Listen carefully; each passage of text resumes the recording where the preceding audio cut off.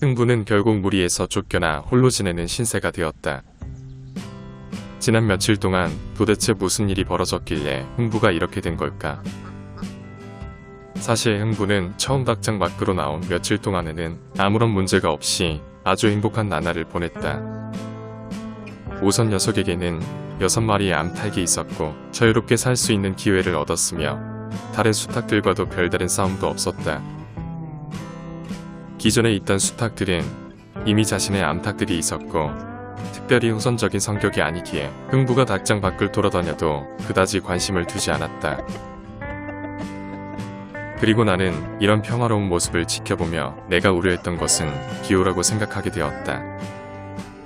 하지만 시간이 지나면서 흥부는 넘지 말아야 할 선을 넘어버리는 몇 가지 실수를 저지르고 말았다. 우선 가장 큰 실수는 놀부가 애지중지하며 좋아하는 캔디를 건드려 버린 것이다. 그리고 녀석은 그것도 모자라 태양이의 암탉들도 건드려 버렸다. 이제 자신만의 암탉이 6마리나 생겼는데 왜 흥부가 그런 무모한 행동을 했는지 이해가 되지 않는다. 어쨌든 그 일이 있고 난 뒤 흥부는 놀부뿐만 아니라 태양이와의 관계도 굉장히 안 좋아졌다. 사실 흥부와 놀부는 병아리 때부터 함께 자란 사이라서 단 한 번도 싸운 적이 없을 만큼 각별한 사이였다.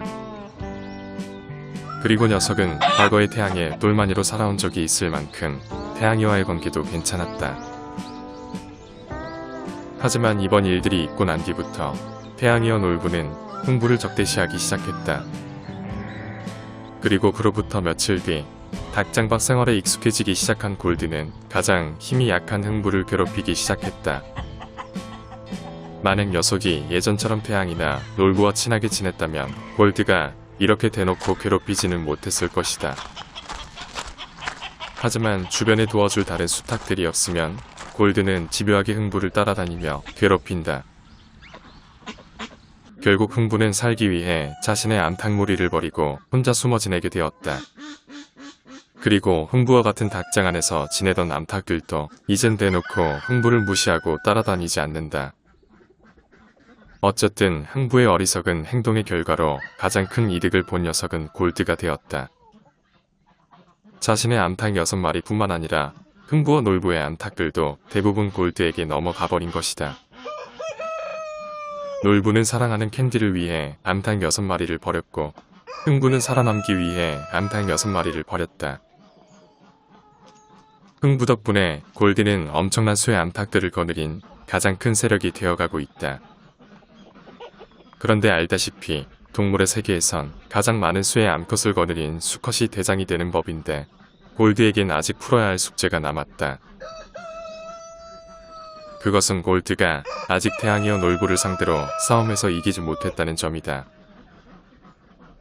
하지만 앞으로 골드가 태양이와 놀부의 암탉을 건드리지만 않는다면 싸우지 않고 잘 지낼 수도 있을 것 같다. 흥부처럼 어리석은 행동만 하지 않는다면 골드는 많은 수의 암탉들을 거느린 채 행복한 삶을 살 수 있을 것이다. 모든 것을 잃은 흥부는 하루 중 수풀 속에서 숨어 지내는 시간이 많아졌다. 태양이와 놀부와도 사이가 안 좋아진 데다 골드에게 걸리면 심하게 괴롭힘을 당하기 때문이다. 이런 비참해진 흥부의 모습을 보니 한편으론 안타깝고 또 한편으론 짜증이 밀려온다. 흥부가 내가 오랫동안 준비했던 모든 계획을 물거품으로 만든 것도 짜증나고 왜 이런 어리석은 선택을 하게 되었는지도 짜증이 난다. 앵두가 조그마한 쥐새끼 한 마리를 살아있는 채로 물어왔다. 도대체 농장에 얼마나 많은 쥐들이 있는지 요즘 앵두는 매일같이 쥐새끼 한 마리를 잡아오는 것 같다. 쥐새끼는 태어난 지 얼마 되지 않았는지 크기가 굉장히 작고 제대로 움직이지도 못한다. 때마침 지나가던 암탉 한 마리가 쥐새끼를 보았다. 암탉은 쥐새끼를 보자마자 바로 쪼아대기 시작한다. 쥐새끼가 너무 어리다고 안타까워할 필요가 없다. 몇 달 전 쥐들이 꽁 새끼와 병아리를 잡아먹은 것처럼 닭이 단지 쥐새끼를 잡아먹는 것일 뿐이다. 그런데 지난번에는 통째로 삼켜버렸는데 요번에는 배가 고프지 않은지 쥐를 먹지 않는다. 그래서 농장에 온 지 얼마 안 된 폐개에게 주었다. 양계장에 있을 땐 오로지 닭서름만 먹었던 폐개들은 이제 풀과 벌레도 먹고 심지어 쥐새끼도 먹는다. 이때 흰 오리 한 마리가 다가와 쥐새끼를 뺏어 먹으려고 하고 폐개는 뺏기지 않기 위해 다른 곳으로 도망간다. 이제 폐개들은 새로운 농장 환경에 완전히 적응하였고 자유로운 삶을 즐기고 있다. 얼마 전 흥부에게 괴롭힘을 당하고 난 뒤부터 캔디 주변에는 놀부와 제리가 항상 따라다니며 보호해주고 있다.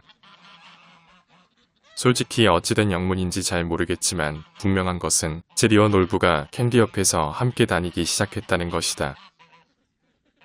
그래서 지금은 캔디를 포함한 암탉 4마리와 수탉 2마리가 서로 연합해서 함께 돌아다닌다. 암탉들은 수탉들의 보호를 받게 되어 좋아졌고 또 제리 입장에서도 놀부가 옆에 있으니 골드의 공격을 받지 않아서 좋아졌다. 이제 농장의 수탉과 암탉들은 어느 정도 자리를 잡고 안정적으로 바뀌고 있는데 문제는 흥부만 제대로 정착을 못했다는 것이다. 과연 흥부는 계속해서 외톨이로 살아가게 될까? 아니면 과거처럼 암탉들을 기습적으로 괴롭히는 빌런이 될까? 닭장 안에 선물을 놔뒀더니 쥐새끼 한 마리가 죽어있는 게 발견됐다. 그런데 죽은 녀석은 지난번 돌아다니던 쥐새끼보다 크기가 좀 작아 보인다. 온 가족이 나눠 먹을 수 있을 만큼 충분히 많은 양을 주었으니 아마도 꽤 많은 수의 쥐들이 죽었을 것이다. 하지만 그동안의 경험을 통해 느낀 것은 쥐는 절대로 박멸이 되지 않는 놈들이라는 것이다.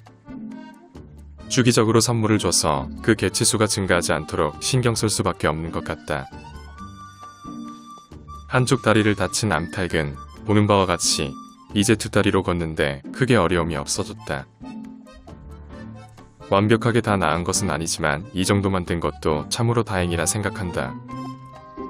하지만 2다리를 다친 암탉은 아직 이렇다 할 만큼 좋아진 것은 없는 상태다. 며칠 전보다 그나마 좋아진 것은 2다리의 힘으로 몸을 조금씩 일으켜 세운다는 점이다. 한 달 전에는 전혀 움직이지 못했던 것을 생각하면 지금의 상태는 굉장히 좋아진 것이다. 지금 녀석은 어떻게 해서든 일어서기 위해 최선을 다하고 있는 중이다. 나는 회복하기 위해 최선을 다하는 이 암탉의 이름을 윌이라고 지었다. 머지않아 농장 이곳저곳을 2발로 걸어다니며 행복한 삶을 누리게 돼 윌의 모습을 기대한다.